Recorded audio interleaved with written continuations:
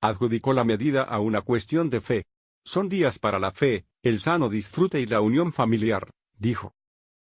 El presidente de Venezuela, Nicolás Maduro, habla durante un acto de gobierno este sábado en Caracas. La crisis energética está llenando el calendario venezolano de días francos. Ya la semana pasada, Nicolás Maduro anunció que los viernes de abril y mayo serán no laborables y además redujo la jornada laboral.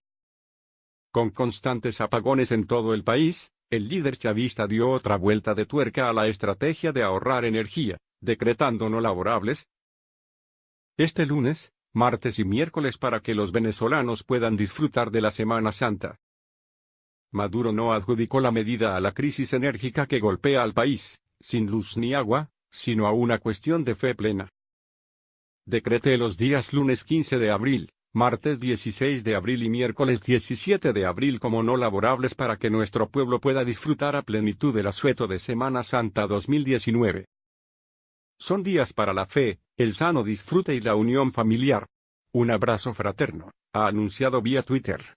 Maduro ya animó el Domingo de Ramos a los venezolanos a renovar su fe.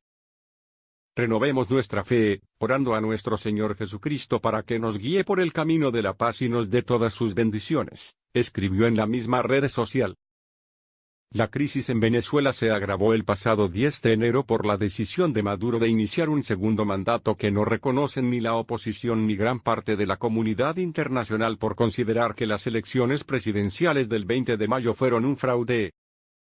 El 23 de enero, el diputado opositor Juan Guaidó se autoproclamó presidente encargado de Venezuela obteniendo el reconocimiento de buena parte de la comunidad internacional, incluidos Estados Unidos, la mayoría de países latinoamericanos y numerosos europeos, para que gestione una transición pacífica que culmine con nuevas elecciones.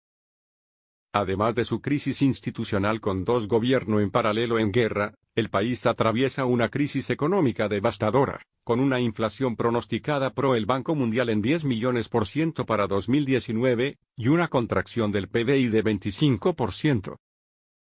Nada podría preparar a la región para la escalada de la crisis económica, social y humanitaria en Venezuela, por lejos la peor crisis en la historia moderna de la región, sentenciaron los expertos del Banco Mundial en el informe semestral del organismo, sobre las previsiones de crecimiento de América Latina y el Caribe.